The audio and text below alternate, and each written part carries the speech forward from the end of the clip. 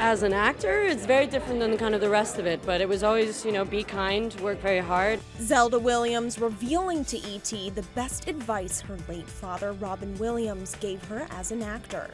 I think the concept of ego has kind of taken over for a lot of people in our industry, where they think what they're presenting has to be a particular thing for them. And truthfully, you're not your audience. So all that self-consciousness and all of that, it gets in the way of you actually just being the best thing in whatever thing that you're doing. Meanwhile, her father's work stands the test of time, with Patch Adams celebrating its 20th anniversary in December and Dead Poets Society hitting 30 years next June. Medicine, law, business, engineering, these are noble pursuits. But poetry, romance, love, these are what we stay alive for. I'm really happy. Well, as you know, I'm part of film, and you hope that the things that you make people happy for as long as they can.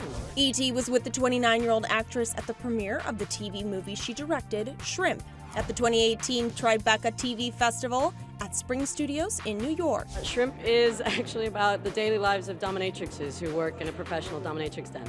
So it's actually much more about what their lives are like for them as friends or with their families.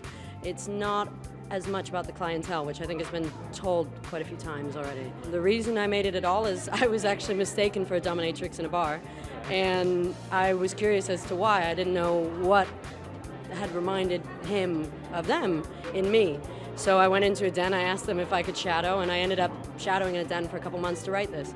And it was very interesting to see what modern day fetishism, how it's treated by the outside world, and then what it's like on the inside. But it gets misconstrued as sex work when, yes, there are sexual elements, but they don't have sex with their clients in a legal dominatrix, and that's prostitution. And in a lot of states, that's illegal. So the loophole that they've found is by not providing that, they're generally not doing anything illegal. The greatest thing about that world is it's the most consenting one I've ever been in. People are having so much trouble understanding consent, and I don't know why. When in this world, it's written out in triplicate. They know exactly what's going to happen in the time period and the money that they're spending. They know exactly what they're paying for. And every person present has consented for exactly what's happening. So when that's such an issue right now in every other aspect of the world, they've had it down for hundreds of years.